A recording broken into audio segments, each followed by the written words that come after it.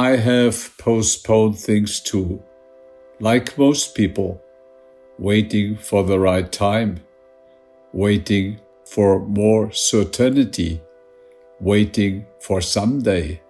Then I realized something. Someday is not a day of the week. And surprisingly often, someday becomes never. That was the moment I stopped waiting.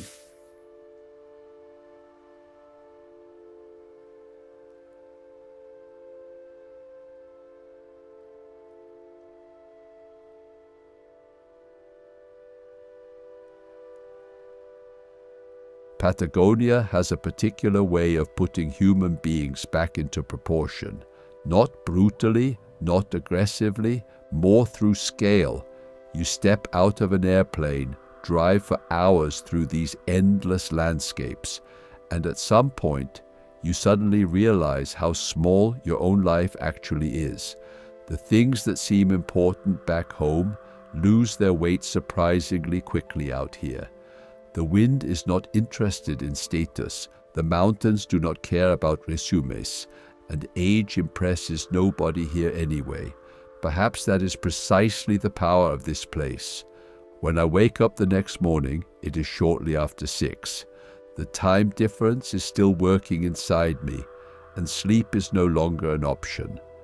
So I begin preparing myself as if a part of me already knows that this day will become more than just a simple hike. The backpack is packed, hiking poles collapsed, batteries checked, cameras stored away. Then I sit on the bed, sorting medication into small plastic bags. By now, half a mobile pharmacy is traveling through South America with me. While trying to remember which medication is actually meant for what, I suddenly realized that the most important altitude medication is missing. A remarkable mistake for someone planning to head deeper into the Andes later on. Outside, the first light slowly begins creeping across the landscape. As I walk over to breakfast with my backpack and hiking poles, I stop for a moment. The sky glows faintly red above the mountains. The lake carries that unreal turquoise color found only in glacial regions. Everything feels silent, but not empty. More like a landscape that has not yet decided whether it will accept you. At breakfast, I once again start talking with the young woman from the staff who had already caught my attention the day before. She is from Santiago, worked in Japan for a year, spent time in Berlin, and is now working the season here in Patagonia.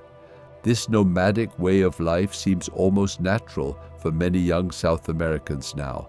At some point, I ask her whether she wants a family someday. She laughs briefly, then she says something that stays with me.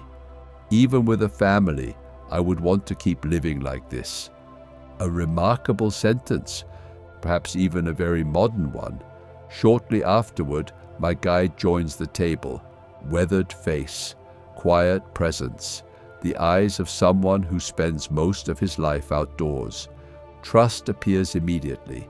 He spreads a large map across the table and explains the routes for the coming days.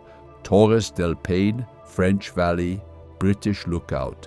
The names alone already sound exhausting. A little later, we are sitting inside a large SUV. The driver greets me warmly, and almost immediately I notice a large technical device attached to the windshield. Starlink, internet in the middle of Patagonia. Within minutes, I'm already sending photos and messages back to Europe. It feels absurd. Even at the edge of the world, we remain connected, perhaps too connected. The road toward the national park becomes rougher and rougher. Potholes, gravel, dust.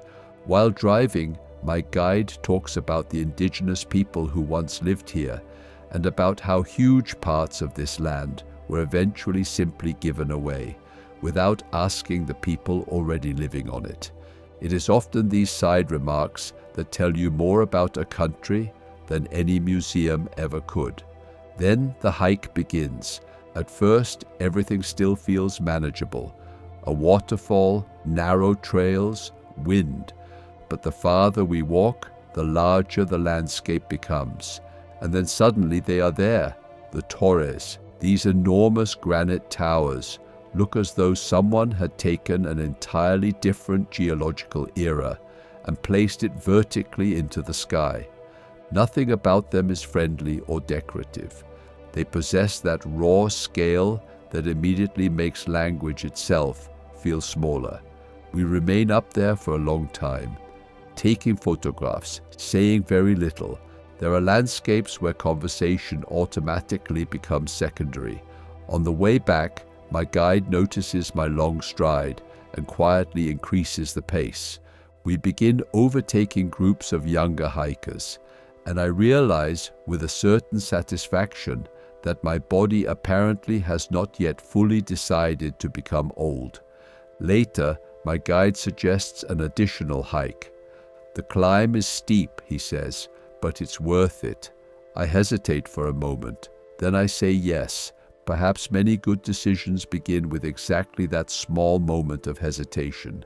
The trail immediately becomes steeper, rocky, slippery, demanding. After a short while, I begin feeling my left knee very clearly. My breathing deepens. My steps become more deliberate. Gradually, I focus only on rhythm, step, breathing, pole placement. Suddenly, nothing more is needed. After an hour and a half, we reach the viewpoint, and once again, something strange happens. The moment you arrive at the top, the memory of the effort almost instantly disappears. Below us lies a turquoise lake. Behind it, glaciers, mountains, snowfields, and a vastness that feels almost unreal. Somewhere in the distance, avalanches can be heard. Not dramatic explosions, more like a deep, rolling sound from somewhere inside the landscape itself. We sit silently on a rock. My guide hands me his water bottle because mine is still in the car. A small gesture, and perhaps because of that, it stays with me. In the end, it is rarely the grand events we remember. More often, it is the quiet acts of natural kindness. The descent is much harder on my knee than the climb. At the bottom, we sit down in the grass with our lunch because all the tables are occupied. My guide looks slightly surprised. Not many tourists just sit on the ground, he says, laughing. Perhaps that is one of the advantages of getting older. You no longer need to appear correct all the time. Late in the afternoon, we return to the hotel. I feel that deep, satisfying exhaustion that only physical effort can create. Not nervous exhaustion, not digital overload, real tiredness. Later, I sit alone by the restaurant window. Outside, the light slowly softens. The lake lies still between the mountains. I eat sea bass, drink a glass of red wine, and look outside. Next to me sits a young climber. Two couples speak quietly at tables farther back, and slowly I begin to understand that solo travel sometimes carries an unexpected luxury. You do not need to entertain anyone. You do not need to explain yourself. You do not need to compromise. You simply sit there and look out. During the night, the wind grows stronger. Rain begins hitting the windows. Somewhere, a shutter rattles in the storm. I get up one last time, wedge a pillow between the window and the frame, and return to bed. Outside, wind. Inside, darkness. And while slowly falling asleep, I think, perhaps freedom begins precisely at the moment when you stop constantly explaining yourself.